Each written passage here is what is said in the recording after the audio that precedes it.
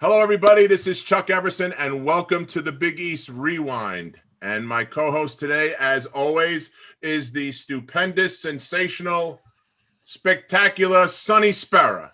How are you, Sonny? Chuck, I got to pay you more, man. That's really good stuff. Listen, it takes me a while to think of this crap, Sonny. And you know what? I know. How many S adjectives can I use to describe you, man? I know, man. You lose. Hope you're not losing sleep. No, well, I'm trying not to, but So listen, I hope you're going to be okay today with our guests. I don't know if you know who we have though. It's a big rivalry, Sonny. I may have to use the mute button to keep you calm. You got the Hoyas are in the house tonight. That's right. I couldn't wait. And the captain of the '84 championship team, Jeannie Smith, are here with us today. That's right. So Hammer and Hoyas. Hammer and Hoyas. There we go. So how are you guys? How you guys doing? We're doing awesome. I'm here with Billy Martin, my teammate for 3 seasons at Georgetown, 2 seasons in high school. I could not be on your illustrious show without, the talent. And so we brought in the talent, and the Mohawk is extra. But Billy, it's really good to see you flashing that lovely smile. Listen, man. It's always a pleasure getting together with you guys, man. The Villanova crew, man. Dwayne and Ed and Chuck. I mean, we go back to high school and 5-star. Chuck and I were together in Staten Island in a summer league. Long after just kicking. I mean, there's just so much history, man. So much stuff going back. I'm just honored, and anytime you guys hit me up for one of these, I'm in. Let's talk old school. Let's talk hoops. Let's talk Big East, man. That's right. What you're doing. That's what we do. Over Georgetown, man. That was a rivalry, man. That was serious. It was everybody. They had the same class as us. Dwayne, Gary, Ed, myself, Harold. We were all the same class. Patrick. And it was a rivalry. We played all 4 years, 3-4 times a year. And yeah, it was heated. But anyway, I'm starting to sweat already. Let me calm down. Go ahead. Let's start back. How did you guys wind up at the Hilltop at Georgetown? Billy, you first. How did you get? What was your? And I realized you guys were high school teammates, as Gene just mentioned. Which I didn't really know until we did our research on you guys. And I didn't know that. I think that's pretty cool. You guys were high school teammates, probably friends in high school, and then all of a sudden you're winning a national championship together. I think that's pretty awesome. So tell us about your journey, Bill, on how you got to the Hilltop. Well, it's simple. At McKinley, my best year was my junior year when Gene was a senior. And I absolutely loved playing with Gene. Gene never shot the ball. He was so unselfish. He tried to set up his teammates. He played the defense. He did the dirty work. He did everything he possibly could to help the team win. And, he's just, somebody that I looked up to, that I admired. And but Gene didn't have a lot of offers. But he went to Georgetown and he played for John Thompson, who was somebody that in the D.C. area we loved and respected. And my whole senior year was, I'm thinking, all these schools, I had offers from everywhere, but the only place I really thought about going seriously was Georgetown. And a lot of it had to do with my relationship with Gene, because, Gene was the captain in high school too. It was because of his work ethic. It's because he worked hard and he inspired people. His work ethic inspired other people to work a little bit harder. And I saw that, and I saw an opportunity at Georgetown, and so yeah, I went to Georgetown, and it wasn't always pretty for me there. Freshman year was tough, but they embraced me. I was a little bit different. I used to go jogging with this big boom box on the back of my in my backpack, and just jog through the city. After a while, John was like, "Bill, why don't you just bring it into the locker room?" And so after that, I was known as the music man, But it was the cutting edge of rap, and we played rap music. And anytime you come by the locker room, you hear this loud, crazy music. At that time, it wasn't always accepted, but in our locker room, it's what we like to listen to. It's kind of good.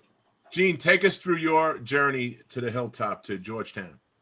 I just, again, I can't say enough about Billy Martin. first and foremost, I want to thank you guys for having us, because you got a Syracuse guy, you got a Villanova guy, and you got two Georgetown guys, and we're smiling. So we've come a long way, G. Yeah, we've come a long way. So it's amazing what a pandemic will do, right? But so that I think that's just really awesome, and I want to thank you guys for this format. And I don't really have a story, a high school story, unless Billy Martin's included in it. So the fact that we wound up at Georgetown together. Billy was from Southeast. I'm from Northwest. That's got both had their different issues and their different challenges. And the fact that we linked up in McKinley was because of a coach, friend, parent, call him whatever you want, but Lafayette Mosley. Yeah. And he was just that guy in high school that cared more about the kids than he did himself.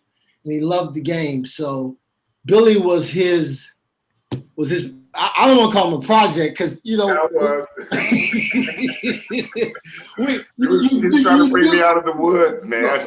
Billy was slight, but he was just so athletic, and he was also chippy.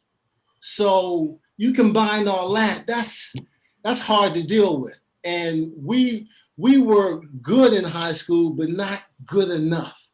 And Billy was our guy. And we just did that. We were just missing something. So we always lost to Dunbar. But in the summer league, when we got a chance to play against like a DeMatha or something, we would tax that ass every now and then. So we Billy, I had so much respect for Billy on the court. Off the court, he Southeast dude, I'm Northwest dude. We flow a little differently. But the respect was the work ethic. So Journey to the Hilltop was in and of itself, like nothing I thought about. The fact that Billy came there made me feel, something I couldn't really put into words until after I left there. Because while you're there, you're so immersed in your studies, the ball, everything, the relationships you have, you don't really appreciate them until now. Mm-hmm. Or better yet, you can't really. You don't have the words yet. You can't really elaborate on it yet. Like you're not mature enough. So, this guy means, the world to me. Like, it's more than a brother. Because again, you're talking 16, 17, you're around someone, and I'm still around this dude. And I cannot talk to him. Say a year may go by. It doesn't anymore, but say it did when we were, in our 30s, because you're moving fast. Never once did I lose the emotional connection I have with this guy. So, my journey to the hill, winning the national championship with him was supposed to happen because we didn't get it in high school. It's just one of those things, I never really, that's the first time I said that, Billy. No, I know. I'm sorry. That's the first time I've ever said that. But yeah, I mean, and the fact that you guys have us on together, so my journey at the Hilltop was made even that much more special because he went there. Okay, so let's talk about your freshman year, right? You're with Patrick. You came in with that class. Yeah. And you get to the Final Four in New Orleans, right? And you got to play against a guy named Jordan. Tell us about the Final Four experience in '82 and that game. It was my first question is tell us about the game, but was that planned for Patrick to block all those shots at the beginning of the game? Was that something Coach Thompson told him that's what we want you to do? My recollection is him saying to Patrick, let them know you're out there. Let them know you're out there because he was a freshman. They didn't really respect him. And so I remember him telling them, let them know you're out there. And that's how Pat wanted to send a signal to let them know, that he was in the house, that he was going to be there when they come to the basket. And I think he sent a good message. It didn't matter because, you got James Worthy, you got Sam Perkins, you got Michael Jordan. I mean, they were still very effective, but, at the end of the day, you know, other than, you know, a play at the end, we could have won. We were very good. It's a terrific year. Now, I got to ask you. So, Gene, when Coach Thompson comes and he sees you in high school, he sees Billy, right? Yeah, that's the only reason he was there, to see Billy. Let's not get it confused. Right. Thank you, Sonny, though. Thank you, though. I appreciate that. Okay. Yeah. So, see, when Boeheim came and recruited Sean Cairns, he saw me. So I would love to use that one, but that's not the truth. He came to see Sean.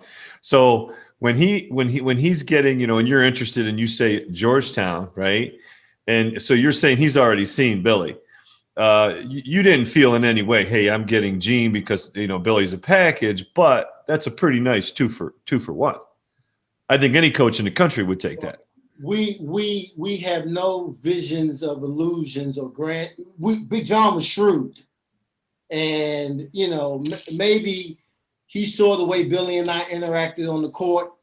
You know, he was paying more attention to stuff like that. I'm not so sure. I'm not sure if I told Billy when I signed to go to Georgia. I'm not so sure if I told anyone because I wasn't sure it was going to happen. So I didn't want to tell anyone. You didn't want to ruin it. You didn't want to jinx it. Bite of the trick.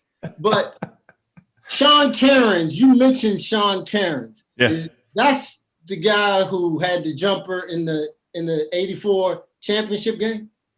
Yeah. Wow, that guy. He could have rewrote history. I'm sorry, I just had a flashback. Yeah, thanks a lot. Thanks. Hold on a second. Hey, Chuck. I'm sure you got a few fingers too. Oh man, pour some salt in it. Oh shit, that hurts. Now, listen, I got a recent series. All right, I'm not talking to Gene anymore. Go ahead. Go ahead, Bill. No, I played on a CBA team in La Crosse, Wisconsin with Flip Saunders. Mm-hmm. And one of the guys, Gene Banks, had hip surgery. And so some of the guys on the team started, you know, sending in messages and stuff. And I got a message from Leo Routens. It was like, dudes. I'm like, Leo. Yeah, we played together for a while in La Crosse and loved Leo. What a great teammate.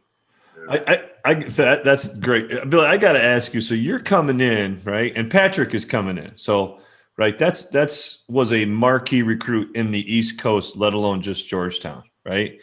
How did you feel coming into that setting? Did you feel okay, Batman Robin? Did you feel I'm gonna, you know, because that has to be tough starting out.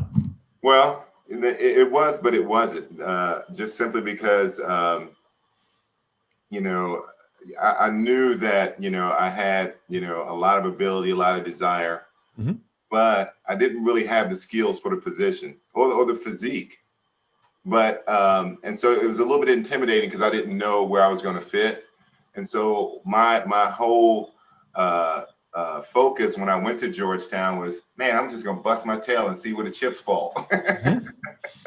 And because, you know, we had a guy who without a doubt would have been the foreman for all 4 of those years had he not got hurt the first game of his freshman year. And, you know, Ralph Dalton, you know, turned and his foot was facing the other way. And he came back from, it was ugly. And he came back from that. But Ralph, as a young man at, you know, 6'10", 6'11", with his mobility, soft hands, was the power forward we needed. And I would have developed eventually as a small forward, which John did my junior and senior year, started to let me handle the ball a little bit because I didn't have those skills. I never played facing the basket. But I got thrust into that when Ralph got hurt. And, you know, my sophomore year started every game at the 4, but it became apparent that, you know, if I ran up against a good power forward, 6'9", 6'10", with some mobility, I was going to have a problem because I was only 6'7", 200 pounds. And, you know, and then, you know, the next year, you know, our junior year, the year we won it, he brought in like 3 power forwards. So, you know, it was always a battle for me at Georgetown because I was sort of a tweener. You know, I wasn't a 3 because I couldn't handle. You know, my jump shot was okay. And as a 4, I could rebound, I could defend. Mm-hmm. But, I struggled against, bigger guys, that were skilled because I was just too small. You know what's interesting is to hear you say that, because as an opponent, like when we prepped for Georgetown, right? Patrick took a lot of attention, right? We knew what Gene was going to do, right? But, we didn't account for Billy Martin. And we didn't have great answers for you. Like, we really didn't. I remember, like, how are we missing this on the scouting report? Like, this dude is good, because you could do all those things, right? Probably ahead of your time now. That's the name of the game for that position. Well, yeah, now fours are 6'7", 6'8". And but the game's changed a lot back then, though. But you guys had some good guys at the 3 and the 4. I remember, Wendell Lexus was terrific, and Raphael Addison and Shelton and I forget the big guy's name, Andre Hawkins. See, Andre moved his senior year because they put Cycli in there, right? So we were a different team, but but the junior year was the year that we met at Madison Square when him and Michael Graham got into it. Mike tried to, throw a left, Go ahead. No, go ahead. I was there. That's that same game for game. Yeah. Jeannie, go back on mute for a second. Yeah, it was, they had some big physical guys, and it was personal. Anytime we played Syracuse, it was personal, from, Gene Waldron, back to the Red Bruin days, guys took it to heart, Hey, Freddie Brown. Wanted to be Syracuse. Mm-hmm. Freddie Brown, he met you with an extra hello when you came anywhere across. Yeah, see, you both know it. Both know it. Yeah. Oh yeah. Freddie was tough. But yeah, they're the 3 and the 4 and then the 5. I mean, Syracuse was always a tough matchup for us. Mm-hmm. I always look forward to 30,000 in the arena. Yeah. Great. Yeah. And then the orange smash on the backboard when Patrick's on the foul line. I'll never forget that. You and go take a test signs and all that stuff. Oh yeah, that stuff was silly. But I remember Coach Thompson pulled you guys off the floor and was like, and that's the thing I respected the most about him. He was all about my team, and this is how we're going to do things. And make no mistake about it. We know who the leader is, and he very clearly brought you guys off the floor. And like, we're not playing in these conditions. And Boeheim had to go and make an announcement like, all right, stop it. We're going to get assessed to technical, et cetera, et cetera. Now, those two, I don't remember them ever talking on the sidelines. But that was one moment where they met, and Boeheim said, yeah, we'll do this. And then we got back to playing basketball. But they were always great, heated rivalries. I enjoyed them. Since you opened the door to Coach Thompson, Sonny, guys, talk about Coach. We lost. I feel your pain, guys. We lost Coach Mass a couple of years ago. You guys lost Coach Thompson this past year. Tough losses for not only for us personally as players, but for the league in itself and for basketball in general. Both great coaches. Both had different styles. You and I, we've talked a little bit, guys, about it, but share some thoughts, share some stories about Coach and what he meant to you and what he meant to the rest of the Hoyas. You want to start, Billy? Yeah, I don't mind. It's simple. For me, growing up, without a dad and not having a powerful male influence, John was that guy. John or Coach Thompson. He was never easy on me. He treated me like he treated everybody else. He was just trying to get the best and the most out of you. And I remember him telling me once that doesn't always feel good. And he was 100% right. And nobody before or after has gotten more out of me. Somehow he managed to have me, laser point every day, where I was completely focused. And it was the school thing, because I've struggled in school. I struggled in high school. I struggled in college. We had an academic coordinator. And I don't know that any other person that went to Georgetown had to do this, but they were so concerned about my focus and that, that maybe I wasn't giving it everything that I could. I had to call Mary Finland every night and go through every class every assignment, every lesson, because you weren't special. You weren't special. every I'm going back on mute. You weren't special. But I don't know, because nobody ever talked about that. But every night I had to call Miss Finland and go through my day, and she would make suggestions. But you know, I've never had that kind of focus and attention on me, and somehow miraculously they got me through school and I got a degree, and it's one of the proudest things you know, about his program, and what I learned there, and how I developed. I'm most proud of that is how hard they pushed me and how I responded in return. You know, I didn't decide, I want to go somewhere else, or this is too tough.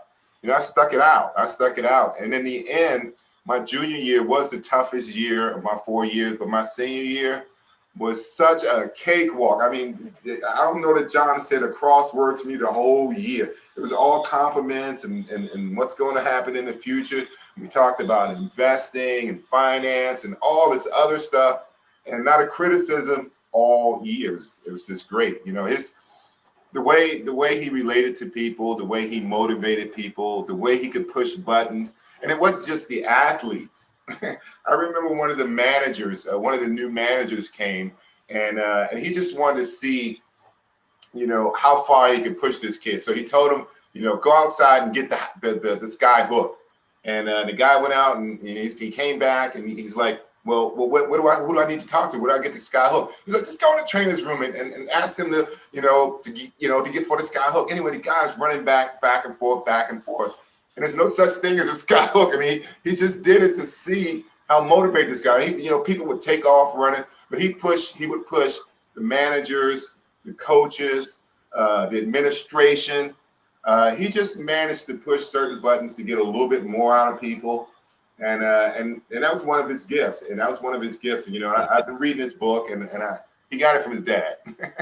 Yeah. Now, you had to feel like that was love? To me, like that's an expression of love. Is that something that you felt from him? Well, like even in retrospect, it didn't feel good. It didn't feel good. And one of the things I knew going into the program was that everybody told me, even Gene told me before I came there, you come here, he's going to make you or he's going to break you. Because he's going to push you. And so I knew that, and everybody around him knew that. And in some ways it felt like love, but without a doubt, it felt like he cared. It's something in him wouldn't allow him to have us come there and be there for 4 years and not get something out of it other than, a ring or. Yeah. And he was looking at the bigger picture, the symbol of the school, the basketball without the air. Really was what John was about. It was about, after the basketball is done, what do you got left? So he was all the time trying to, build our character. And that's my memory of Coach Thompson. It's just that, man, he just pushed and pushed. The one thing that everybody grazes over for both Thompson and Massimino is they were 100% on graduation. You guys all graduated. You all went to class. We all went to class, everybody graduated, and that's something to be said for nowadays, because that doesn't happen at all the schools, especially the big time schools like Georgetown and Nova. It doesn't happen in a lot of those places. And that doesn't happen unless he's making you call Mary Fenlon or Rolly shows up at class. We fly in from Syracuse. We always catch the 5:30 red eye out of Syracuse in the morning. And if you're not in your 8 o'clock class, he's showing up. He's saying, are you in the class or you're not in the class? So, I know Coach Thompson felt, that with you guys as well, right? So what about you, Dean? I think, go ahead. I'm sorry. Yeah, I mean, I just want to kind of go a little further on what Billy was talking about, how coach treats people the same, meaning whatever he decides that's going to be, that's the same for him. Like, he didn't waver from expecting the best from you because he was giving you his best. But he had a unique way, and I'd be interested to hear about Boeheim and Massimino in terms of how they how they led the team. Coach would know who he could yell at incessantly and who he couldn't.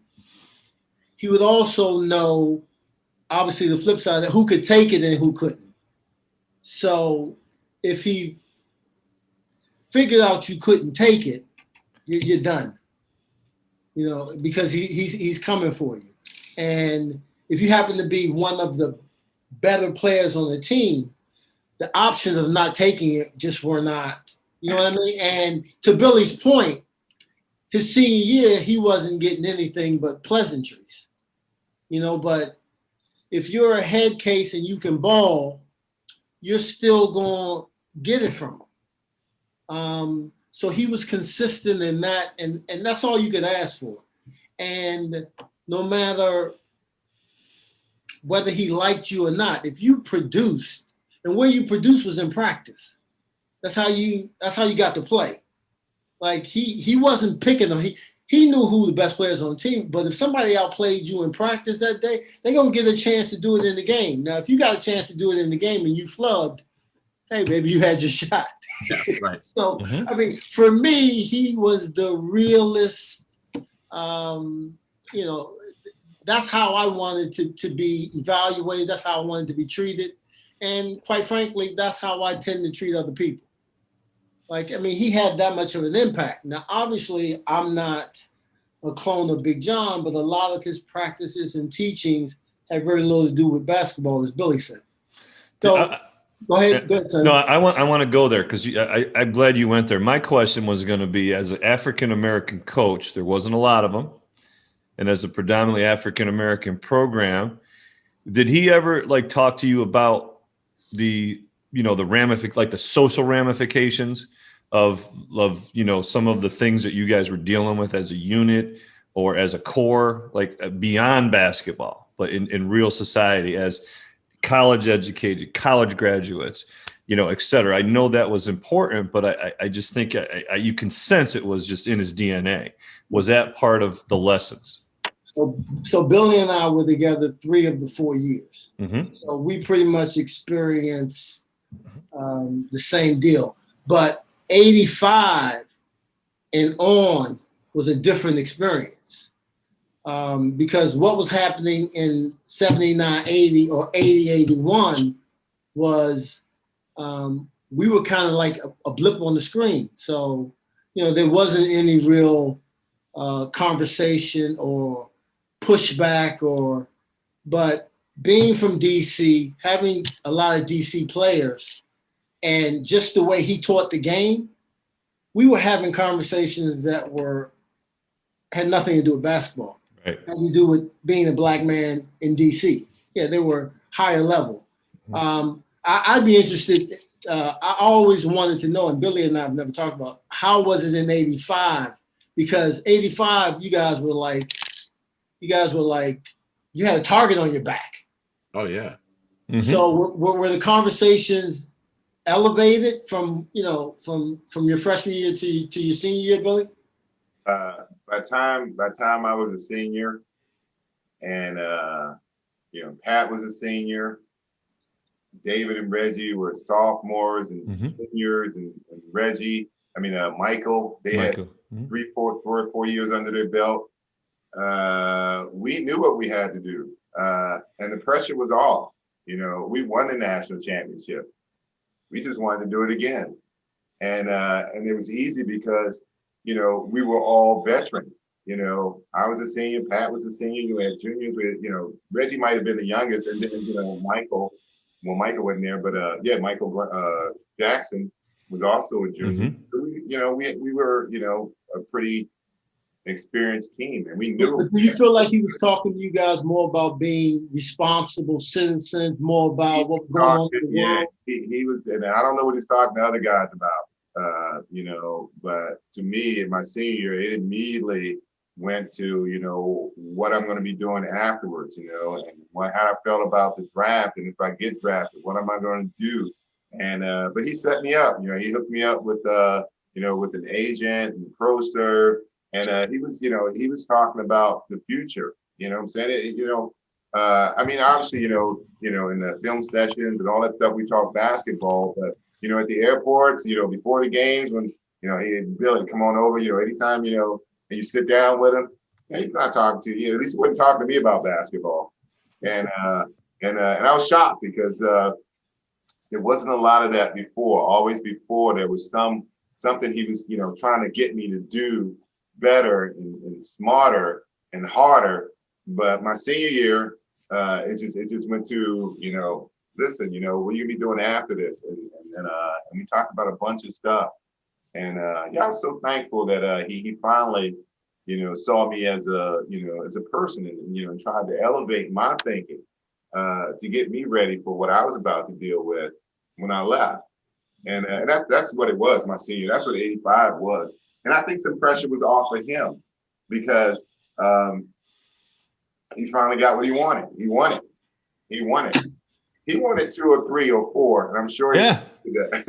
I mean, you were there 3 out of 4 years, Billy. That's pretty awesome, right? And Gene, you were 2. We went there 3 times together. We went there 3 times. But what I want to add to what Billy's saying is, after reading his book, because you read the book, Billy. I don't know if either of you have read the book. Yet, no. Slow reader. I haven't finished it. Hey, when I got midway through, I slowed down my reading on purpose because I kind of didn't want the book to end.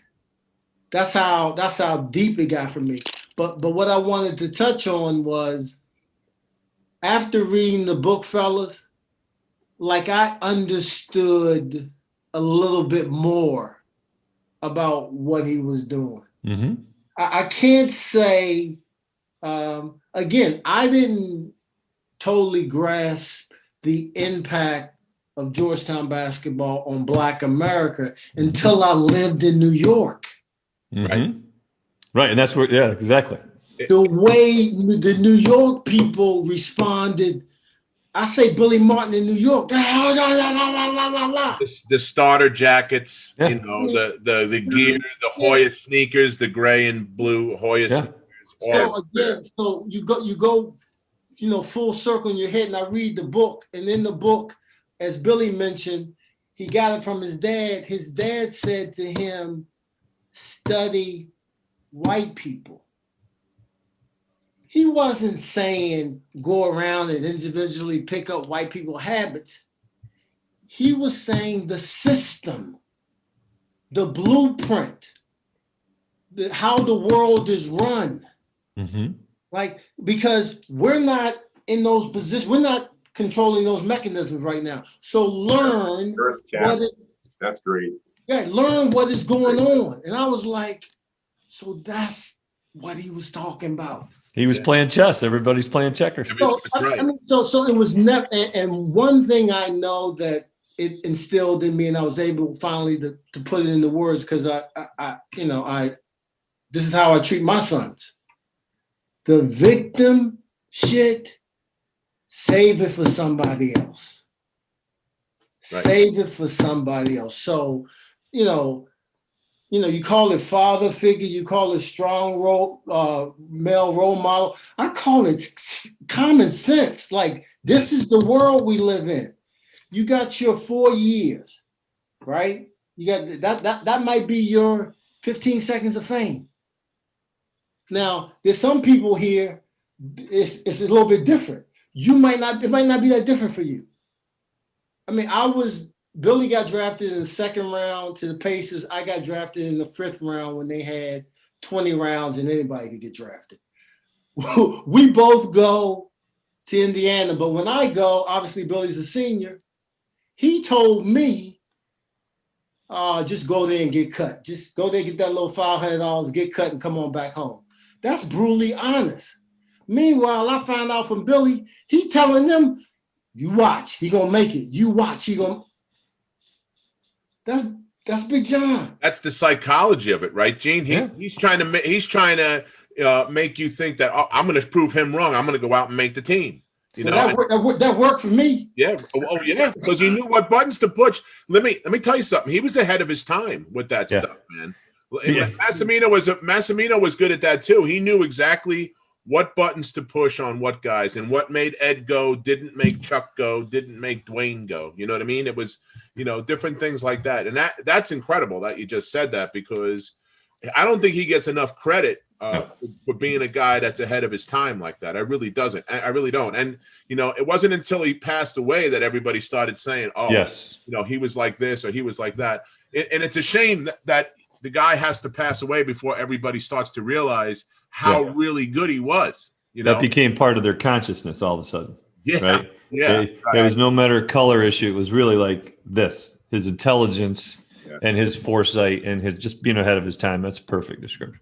Yeah. Well, a good example of that is the Nike thing, where he was one of the first coaches to get Nike to pay him for the guys to wear the sneakers. And that sneaker we wore, that Nike Legend, which a couple of years later got painted red and black, and became the Air Jordan. But that shoe for Nike at that time was their best-selling shoe. Oh, yeah, without a doubt. I believe that. Yeah, they put him on the map. And John set the stage for a lot of coaches getting paid for their kids. But what was gangster was he had in his contract, no college coach going to make more money for Nike. Yeah. And they would redo his contract. They don't care if it was mid-season. If another coach that was on the Nike team made more money, Big John's contract was redone and he made more. Always was ahead of his time in every way. Simple as that. We got to talk about Hoya Paranoia, because the Syracuse guy, right?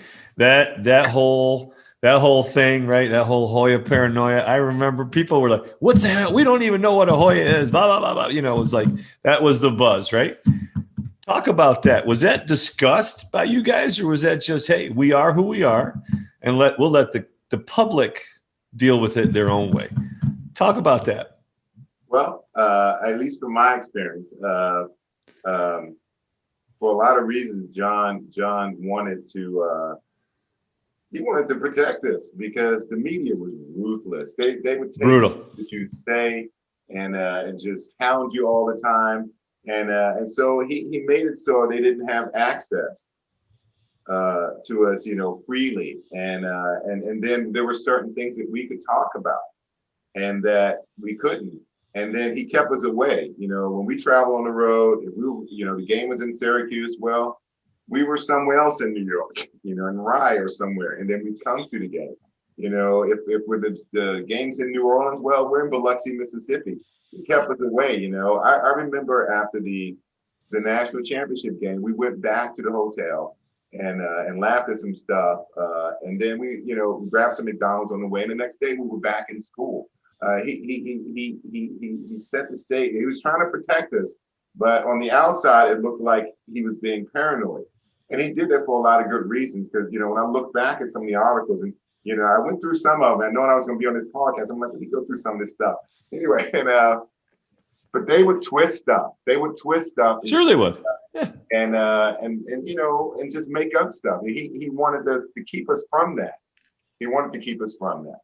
Especially Patrick. I mean, he had a bullseye on him from day one, so no question about it. And Gene, what's your thoughts about it? A lot of us weren't ready for the media. Yeah, we weren't. We just weren't. We weren't ready, to have a microphone in our face on a national stage. Not to point out anything, but we had an incident where they did that after a big game, and one of the guys went, "Oh, damn," on live TV, and didn't know what to say. And that could have happened to any of us. Mm-hmm. Because, in those moments, you just, when you're young, you're just not ready. But I also think he expected you guys to be on the national stage right away. And that's a credit to the guys that he brought in. No question. Yeah. Gene, what's your thoughts about Hoya Paranoia? Oh, go ahead. Hoya, again, I didn't know shit about anything. When you playing, you guys know. You block all that and especially with coach, we blocked all that out. It was us against everybody else. That's kind of, we didn't have it written down like Notre Dame does when you hit the wall and all, but that was just kind of, we were not trying to be friendly. Oh, no, we knew that. We all knew that. Listen, all you had to do was go to the Big East. You don't have to say that, G. That's understood. Dude, we would go to the Big East luncheon, and all you guys had your heads down. And one guy looked up to say something, and Big John put his hand up, and everybody's head shut down. I said, "Wow, that's a good trick." But you never had an idea of when we're talking to you guys and we're playing and we're in the heat of battle and stuff.